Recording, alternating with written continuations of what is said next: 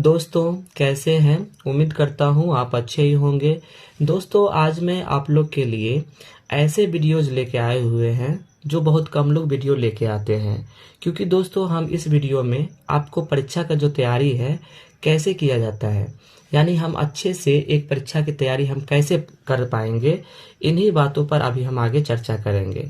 दोस्तों आप लोग यदि हमारे चैनल पे नए नए आए हैं यानी फर्स्ट बार आए हैं तो आप इस चैनल को सब्सक्राइब कर लें, क्योंकि हम इस प्रकार का वीडियोज लाते हैं और इससे अच्छा भी वीडियोज हम हमेशा लेके आते रहते हैं।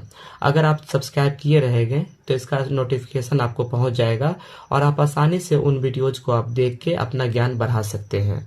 तो दोस्तों स्टार्ट करते हैं।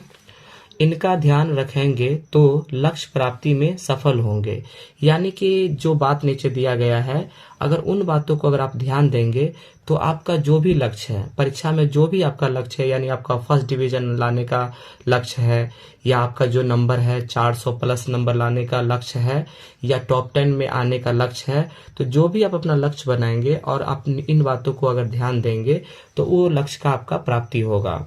सबसे पहला जो इसका ये है, योजनाबद्ध तरीके से पढ़ाई। दोस्तों पढ़ाई तो सब लोग करते हैं, है ना, सब लोग पढ़ते हैं। क्लास में क्या होता है कि बहुत सारे बच्चे होते हैं, लेकिन उसमें जो फर्स्ट होता है वो बहुत कम ही होता है, क्योंकि दोस्तों सब लोग तो एक जैसा ही पढ़ता है, लेकिन कुछ बच्चे ऐसे होते हैं जो योजना बना के पढ़ते हैं। ठीक है, यानी अच्छी सफलता के लिए कोर्स को 3 स्तर में बांटकर पढ़ाई करना चाहिए। दोस्तों अगर आप चाहते हैं कि परीक्षा में अच्छा सफल हो तो आप जो भी कोर्स पढ़ रहे हैं उसको 3 स्तर में बांटना चाहिए। ठीक है, उसके आगे है घंटे महत्वपूर्ण नहीं है। अब दोस्तों परीक्षा में अच्छी सफलता के लिए दिन रात पढ़ना जरूरी नहीं है। अब कितना बच्चा ऐसा होता है कि जब परीक्षा नजदीक आता है तो वो दिन रात किताब के पास में वो बैठा हुआ रहता है, रटते रहता है। तो दोस्तों परीक्षा में अच्छी सफलता के लिए दिन रात एकदम पढ़ाई में लगे हुए रहना सही नहीं है। पढ़ाई के लिए घंटे उतने अहम नहीं होते जितना एकाग्रता और लक्ष्य पाने की धुन। कम पढ़े लेकिन ईमानदारी से। अब दोस्तों कहा गया, यहाँ पे लिखा हुआ है कि देखिए पढ़ाई के लिए घंटा नहीं होता है कि हम भर दिन में हम क्या करें 12 घंटा पढ़े, है ना, 14 घंटा पढ़े, ऐसा कोई घंटा नहीं होता है। बल्कि ये होता है कि अगर हम 1 घंटा ही पढ़ रहे हैं तो एकदम एकाग्रता का मतलब होता है कि हम जहाँ पे पढ़ रहे हैं मेरा जो ध्यान है वहीं पर होना चाहिए, यानी अलग ध्यान नहीं होना चाहिए। ऐसा नहीं कि हम पढ़ रहे हैं अपने रूम में और मेरा जो दिमाग है वो कहीं मेला में घूम रहा है या मेरा जो दिमाग है कहीं सिनेमा हॉल में घूम रहा है ना, तो ऐसा नहीं होना चाहिए। हम जहाँ पे पढ़ रहे हैं, जो सब्जेक्ट पढ़ रहे हैं, मेरा दिमाग उसी सब्जेक्ट पे होना चाहिए, उसी जो पाठ है वो पाठ पे मेरा ध्यान होना चाहिए, यानी उसी क्वेश्चन पे ध्यान होना चाहिए। तो उसी को दोस्तों बोलते हैं एकाग्रता। तो हमें थोड़ा ही पढ़े लेकिन एकाग्रता होके पढ़ना चाहिए और एकदम पढ़ाई की एकदम धुन में लगना चाहिए, धुन में, जिससे हमें बाहर में क्या हो रहा है जब हम पढ़ने लगे तो बाहर में क्या हो रहा है वो हमें सुना ही नहीं दे, है ना, ऐसा पढ़ना चाहिए। इसको बोलते हैं एकाग्रता से। और ईमानदारी से पढ़ना चाहिए हमें, यानी ऐसा नहीं कि घर में मम्मी पापा के डर से हम किताब खोल के बैठे हुए हैं, तो वो दोस्तों ईमानदारी नहीं हुआ। अपने दिल से हम पढ़ेंगे, हम आधा घंटा ही पढ़ेंगे लेकिन ईमानदारी से, है ना, खुद से हम पढ़ेंगे, दिल से पढ़ेंगे, किसी के प्रेशर में आके हम किताब खोल के वैसे झूठे का नहीं बैठेंगे। अगला है दोस्तों नोट्स तैयार करना। नोट्स तैयार करना, अहम सवालों की लिस्ट बनाकर उसके नोट्स तैयार करें और याद करें कि यह सफलता की कुंजी है। अब दोस्तों आप जो भी सवाल है उसको नोट्स के टाइप से आप उसको बना लें, है ना, और बनाकर उसे याद करें। अगर आप ऐसा करते हैं तो आपको जो सफलता है ना उसका ये चाबी है, यानी नोट्स तैयार करके उसको याद करना सफलता की चाबी है। अगला है दोस्तों अध्ययन के साथ साथ लिखना भी जरूरी है। अब दोस्तों परीक्षा में विद्यार्थी को समय सीमा में प्रश्नों के उत्तर देने होते हैं, इसलिए लेखन का भी अभ्यास करना जरूरी होता है। निरंतर अभ्यास से ही प्रश्नों के उत्तर देने में कठिनाई नहीं होती है। अब दोस्तों, परीक्षा में हम जो भी लिखते हैं वो हम लिख के हम उसको जवाब देते हैं। अगर हम लिखने का अगर प्रैक्टिस नहीं करें, लिखने का अगर हम तैयारी नहीं करें, तो क्या होगा कि हमें लिखने में हाथ ज़्यादा नहीं चलेगा, है ना, और हमें सवाल बनाने में समय लग जाएगा, जिससे क्या होगा, हमको याद रहते हुए हम बहुत कम बना पाएंगे।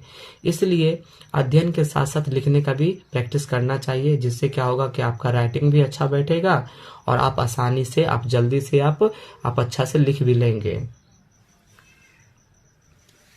सभी विषयों की तैयारी करें। दोस्तों, बहुत सारे ऐसे विद्यार्थी होते हैं जो क्या होता है कि सभी विषय की तैयारी नहीं करते हैं, वो एक ही विषय की तैयारी में लगे रहते हैं। यहाँ पे लिखा हुआ है कि विद्यार्थी को शुरुआत से ही सभी विषय की तैयार करना चाहिए, क्योंकि सभी विषय को जोड़कर ही रिजल्ट प्रकाशित किया जाता है। अब दोस्तों, कुछ ऐसे लोग होते हैं, कुछ ऐसे लड़के होते हैं जो क्या होता है, सिर्फ मैथ ही पढ़ता है ना, दूसरा सब्जेक्ट को वो छोड़ देता है। और दोस्तों, जो नंबर जो होता है, फर्स्ट सेकंड जो भी नंबर होता है, वो क्या होता है, सारे सब्जेक्ट को जोड़ के और उसका डिवाइड किया जाता है, जितना सब्जेक्ट होता है उससे, तो उसके हिसाब से देखा जाता है कि कौन 60+ नंबर है ना, 60 नंबर से ज़्यादा किस में है, तो उससे फर्स्ट सेकंड डिवीजन का डिसाइड होता है। इसलिए दोस्तों, सभी जो है सब्जेक्ट है यानी विषय है, उसका समान रूप से आप समय निकाल के उस सभी विषय को ध्यान दें। जिस विषय में आप कमज़ोर हैं उस पर थोड़ा ज़्यादा फोकस करें, लेकिन सभी विषय पे आप रेगुलर ध्यान दें। इससे क्या होगा, आपको सभी विषय आपको याद भी रहेगा और आप उसे भूल नहीं पाएंगे। इसका नेक्स्ट है दोस्तों, आराम भी जरूरी है। परीक्षा के दिनों में शरीर व दिमाग को आराम देना चाहिए, पूरी नींद से सोना चाहिए। अब दोस्तों, कुछ ऐसे स्टूडेंट होते हैं, जब परीक्षा नज़दीक आता है तो वो दिन रात मेहनत करते हैं, रात में 12-1 बजे 2 बजे तक वो क्या होता है, जाग के वो पढ़ते हैं, जिससे क्या होता है, उनका शरीर गिर जाता है और वो परीक्षा जब आने वाला रहता है तो उससे पहले ही वो बीमार पड़ जाते हैं और परीक्षा में क्या होता है, बीमार की हालत में ही जाते हैं, जिससे क्या होता है, वो अच्छे से लिख भी नहीं पाते हैं। तो दोस्तों, परीक्षा के समय में हमें क्या करना चाहिए, हमें टाइम टेबल रूटीन बना के हमें तैयारी करना चाहिए और कम से कम 7-8 घंटा यानी 8 घंटा कम से कम भरपूर नींद यानी टेंशन फ्री होके हमें सोना भी चाहिए, क्योंकि दोस्तों सारा कुछ दिमाग से ही होता है। अगर मान लीजिए आपका दिमाग थका हुआ है और आप भर दिन आप किताब के पास बैठे भी रहेंगे तो आपको याद नहीं हो पाएगा। और यदि आपका दिमाग शांत है ना, पूरा रिलैक्स है, आप सो के उठे हुए हैं, पूरा नींद अच्छा से आप लिए हैं, तो क्या होगा कि आप आधे घंटे भी पढ़ेंगे ना तो आपको आसानी से आपको दिमाग में वो बात अट जाएगा। इसलिए दोस्तों, परीक्षा के समय में बहुत आराम करना भी बहुत जरूरी है। नेक्स्ट इसका अगला है, सिर्फ परीक्षा में अंक प्राप्ति के लिए न पढ़ें। अब दोस्तों, नंबर तो लाना भी जरूरी होता है, लेकिन परीक्षा में सिर्फ नंबर लाने के लिए ही हमें नहीं पढ़ना चाहिए। यूँ तो परीक्षा में सफल होना जरूरी होता है, नंबर के पीछे विभिन्न विषय में प्राप्त अंक ही होते हैं, सिर्फ नंबर लाने के लिए ना पढ़ें, समझकर पढ़ना चाहिए। अब दोस्तों, हम जो भी चीज़ पढ़ रहे हैं उसे हमें समझकर पढ़ना चाहिए। अगर हम उसे अच्छा से समझ जाते हैं तो वो बात हमें जिंदगी भर हमें याद रहता है। अगर हम रट्टा मार पढ़ते हैं तो थोड़ी देर के लिए परीक्षा में जाके हम लिख तो देते हैं, लेकिन क्या होता है, बाद में वो बात हम भूल जाते हैं, क्योंकि उस बातों को हम समझे हुए नहीं रहते हैं, है ना। इसलिए दोस्तों, हमें जो भी बात पढ़े उसको अच्छे से समझ के पढ़े और कोशिश करें कि उस सारा बात को अच्छा से समझ में आ जाए, है ना, रटे कम समझे ज्यादा। इसका अगला पॉइंट है दोस्तों, एकाग्रता और निरंतरता। अध्ययन के समय याद करने के लिए एकाग्रता की जरूरी होती है। दिमाग जितना एकाग्र होगा उतना ही पढ़े लिखे को समझने में आसानी होगा।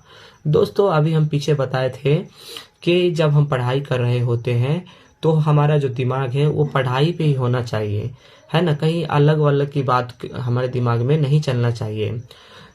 क्योंकि दोस्तों, अगर हम एकाग्र रहेंगे तब हमारा दिमाग अच्छे से वो जो पढ़ेंगे वो हमारे दिमाग ऑब्जर्व कर पाएंगे, यानी उसको हमारा दिमाग समझ पाएगा। अगर मान लीजिए कि हम पढ़ाई कर रहे हैं और हम पढ़ तो रहे हैं सवाल, लेकिन हम सोच रहे हैं कुछ और, तो क्या होगा, वो हमारा दिमाग क्या होगा, वो सोचने में वो लगा रहेगा और जो कुछ हम मुंह से पढ़ेंगे वो हमारा दिमाग नोटिस नहीं कर पाएगा। इसलिए दोस्तों, पढ़ाई के समय में एकाग्रता भी रहना चाहिए और निरंतरता। निरंतरता का मतलब होता है लगातार, हमें लगातार पढ़ना चाहिए। ऐसा नहीं कि कोई बात को हम आज पढ़ लिए, अब उसको 2 महीने के बाद हम पढ़ेंगे, तो ऐसा भी नहीं है। हमें निरंतर पढ़ाई करते रहना चाहिए, है ना। रेगुलर हमें रूटीन बाय रूटीन करके पढ़ना चाहिए। अगर कोई चीज है, अगर हम उसको आज नहीं पढ़े तो एक दिन बाद उसको जरूर हमें पढ़ना चाहिए, जिससे क्या होगा, हमें वो हमेशा याद रहेगा। इसका नेक्स्ट है दोस्तों, दिनचर्या को न बदलें। किसी भी परीक्षा में सफलता एक दिन की मेहनत से संभव नहीं है। चाहे क्यों ना आप 24 घंटे पढ़ते रहें, परंतु सफलता के लिए एक निश्चित कार्य होना जरूरी है। अब दोस्तों, बहुत सारे ऐसे स्टूडेंट होते हैं, वो परीक्षा से पहले क्या होता है, वो पढ़ाई पे ध्यान नहीं देते हैं, वो अपना समय ऐसे ही गुजारते हैं। लेकिन जब परीक्षा के 1 महीने 2 महीने बचता है, तो वो भर दिन वो किताब 24 घंटा चाहता है कि हम किताब के पास ही रहें और हम याद ही करते रहें। तो ऐसा दोस्तों सही नहीं है ना। अपना जो दिनचर्या है, यानी हमारा जो डेली रूटीन है, उसको हमें नहीं बदलना चाहिए। जितना बजे हमको सोने का टाइमिंग है, यानी 10 बजे सोने का टाइमिंग है, तो हमें 10 बजे सोने के लिए चले जाना चाहिए। और 8 घंटा यानी कि 4 बजे 6 बजे, है ना, फिर मॉर्निंग में 6 बजे या नहीं तो 5 बजे हमें उठ जाना चाहिए और फिर हमें याद करना चाहिए। उसके बाद जब नाश्ता का समय हो दोस्तों, तो नाश्ता के समय में नाश्ता भी टाइम से करना चाहिए। और जो भी हमारा दैनिक रूटीन है, यानी जो हमारा दिनचर्या है, उसे अच्छे ढंग से करना चाहिए। नहाना भी चाहिए। बहुत सारे ऐसे बच्चे होते हैं जो परीक्षा जब समय नजदीक आता है तो नहाने धोने पे भी ध्यान नहीं देते हैं और वो बस तैयारी ही में लगे रहते हैं, भर दिन पढ़ते ही रहते हैं, है ना। तो ऐसा नहीं करना चाहिए दोस्तों। समय से नहाना धोना, है ना, नाश्ता वगैरह खाना समय से खाना चाहिए दोस्तों। तो दोस्तों, ये वीडियो यहीं पे समाप्त होता है। उम्मीद करते हैं आप लोग इस वीडियो को अच्छे से समझे होंगे और परीक्षा की तैयारी आप अच्छे ढंग से करेंगे दोस्तों। तब तक के लिए गुड बाय।